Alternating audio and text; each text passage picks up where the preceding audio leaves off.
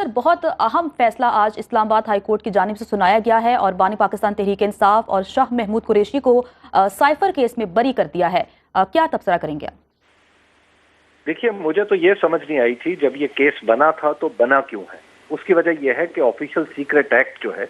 वो तो हिफाजत के लिए है वजीर आजम के ऑफिस की या वजीर आला के ऑफिस की या सदर के ऑफिस की।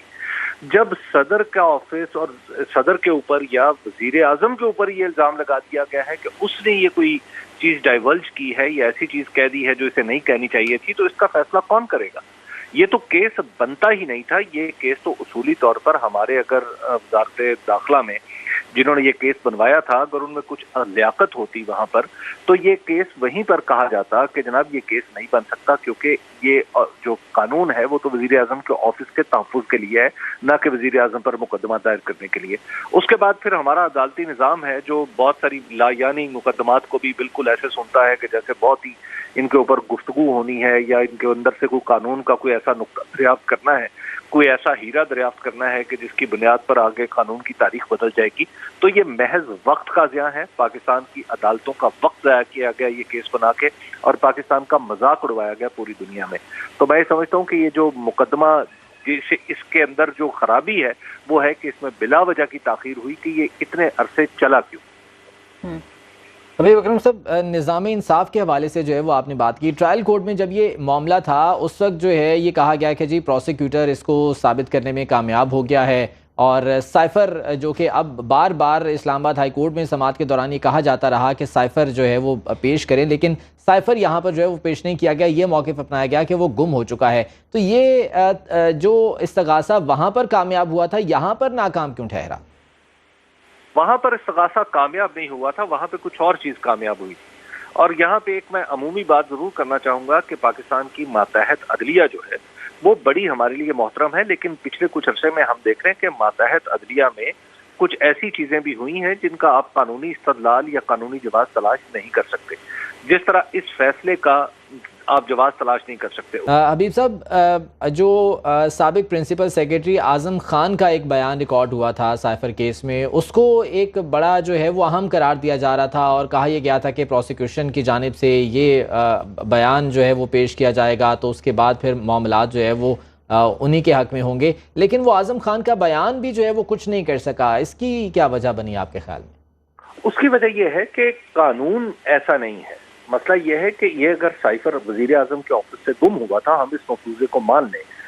पहले तो ये माने, तो उसके बाद तो उसकी जिम्मेदारी वजीर आजम के सेक्रेटरी पर आती है जो उस सूरत में आजम खान थे। तो आजम खान या तो मुद्दा अलय हो सकते थे, यानी इल्जाम अलय हो सकते थे, वो मुल्जिम हो सकते थे इस केस के कि उन्होंने वजीर आजम के दफ्तर को पूरी तरह से क्योर नहीं किया, या फिर वो मुद्दई हो सकते थे ये कह के कि जनाब दफ्तर से वजीर आजम के अलावा किसी ने ये कोई चीज चुराई है, जो कि इसका मजाज नहीं है, क्योंकि वजीर आजम तो मजाज है और आजम खान भी मजाज है। तो यही दो सूरतें मुमकिन थी इस मुकदमे की। लेकिन इसमें हुआ ये कि उल्टा वजीर आजम पर यह मुकदमा कायम कर दिया गया कि आपने दो काम किया, एक तो आपने वो साइफर को मार दिया है और दूसरा ये कि उसको उसके अंदर जो उसका कॉन्टेंट था उसको जाहिर कर दिया है। अब यहाँ पर चलिए वो मुकदमा की बुनियाद तो खत्म हो गई। दूसरी बात यह है कि वजीर आजम के हल्फ में लिखा हुआ है कि उसने फैसला करना है कि किस चीज को जाहिर करना है और किस चीज को छुपा के रखना है। वो पाकिस्तान के अंदर आखिरी अथॉरिटी है जिसने ये तय करना है। लेकिन पाकिस्तान में आपको पता है कि जो प्रोसिक्यूशन है वो परसिक्यूशन का हम मानी है। यहाँ पर बहुत सारे मुकदमात इसलिए नहीं बनाए जाते कि उनमें सजा देनी है, बल्कि इसलिए बनाए जाते हैं कि किसी को अजियत देना मतलूब है। और इस वक्त चूंकि इमरान खान साहब हदफ हैं तो उनके ऊपर ये मुकदमा भी कायम हो गया, उनके ऊपर तोशाखाना का मुकदमा भी कायम हो गया, और इद्दत जैसा केस जिसकी तारीख इस्लाम में जिसकी कोई नज़ीर नहीं मिलती, 1450 साल में फुकहा ये फैसला नहीं कर सके जो हमारी मातहत अदलिया ने कर मारा कि जनाब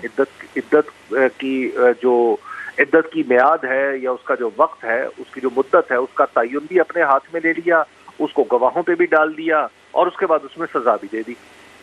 तो आप जरा तसव्वुर कीजिए ना कि यहाँ पे तो पूरा कानूनी निज़ाम एक खास फिजा में काम कर रहा था, तो उस फिजा में ये मुकदमात में आप देखेंगे मातहत अदलिया में साबित भी हो गया था कि उनके ऊपर के जुर्म और उन्हें 10-10 साल कैद की सजा भी सुना दी गई थी। लेकिन यहाँ पे एक थोड़ा सा एक बुनियादी मामला भी है। इस केस में जो कुछ हुआ, اس کیس میں کم از کم یہ مثال ضرور بنانی چاہیے کہ وہ جج صاحبان جو اس طرح کے فیصلے کرتے ہیں جو قانون سے بالکل ہٹے ہوئے ہیں، جیسے اس کیس میں ہوا، سائفر کیس میں، کہ لوور جوڈیشری میں ایک جج صاحب نے فیصلہ سنا دیا، اب ان جج صاحب کو کوئی تو پوچھنے والا ہو۔ یہ بات پاکستان کے قانون میں ایسا نہیں ہے کہ آپ کسی جج کو اس بنیاد پہ اس سے پوچھے کہ آپ نے فیصلہ کیوں دیا یا کیسے دیا، لیکن کم از کم اتنا غلط فیصلہ دینے پہ کچھ تو بات ہونی چاہیے، کچھ تو ہائی کورٹ کو خط لکھنا چاہیے ان صاحب سے کوئی جواز طلب کرنا چاہیے کہ جناب آپ نے اتنا بین کیس جو تھا وہ آپ نے کس طرح فیصلہ کیا اور 10 سال سزا سنا دی اور قانون کو مذاق بنوا دیا۔ تو یہ تو بات پوچھنی چاہیے نا کسی نہ کسی سے۔